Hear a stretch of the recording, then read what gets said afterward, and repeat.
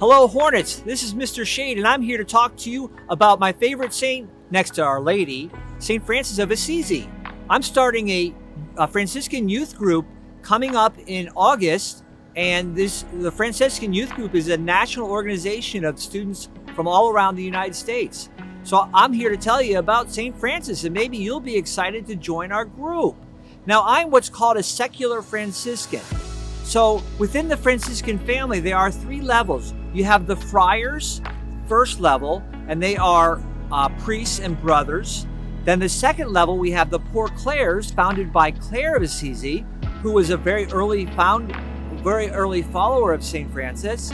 And then we have secular Franciscans are the third order, and we are allowed to get married and have a family. We just ask to live a simple lifestyle and try to follow Jesus Christ, the example of St. Francis.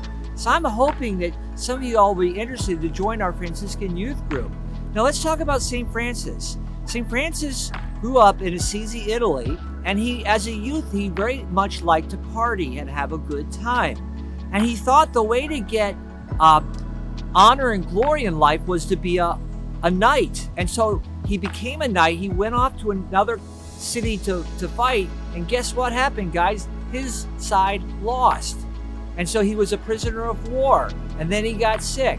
This threw him into a great quandary. Everything that he hoped would bring him honor and glory didn't do it. So he started to pray and to follow God.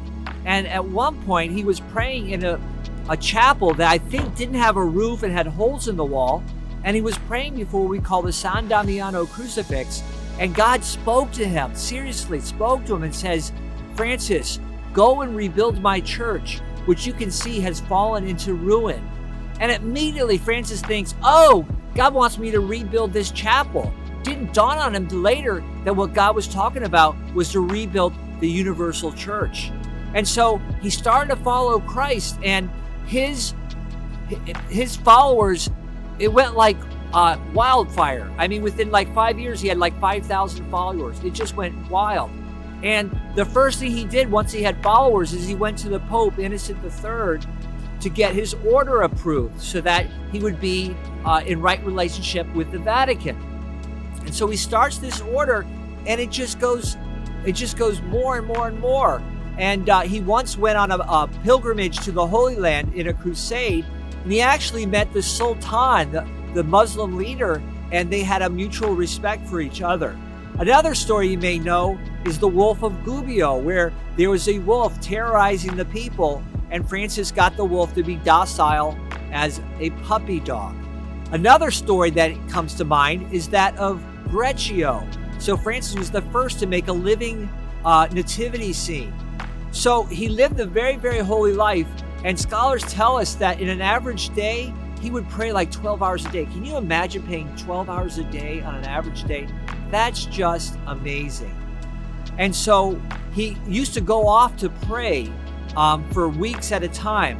And one time he was praying on a mountain called Laverna, and guess what happened, guys? He received the stigmata, the first person ever to receive the stigmata, the wounds of Christ on your very body. And so after that, he wrote a song called Canticle of the Creatures, and it was a song that he loved to sing. Now let's go back for a second to St. Clare. St. Clare also grew up in a very wealthy family and was so enamored of Francis, she loved the way he preached, that she left her place one night against her family's will to go be a follower of St. Francis. And so she started an order of women called the Poor Clares, and she was amazing. So these two people, Francis and Clare, these are our role models for the Franciscan Youth Group. I'm hoping that you'll join me, and we're going to have a lot of fun. Now, what is the youth group all about? It's about service, community, and holiness. Those are the three things: service, community, and holiness. This is what we're going to be all about. So I'm excited about St. Francis, and I can't wait to meet some others who love to follow St. Francis. Thank you for your time, and God bless you.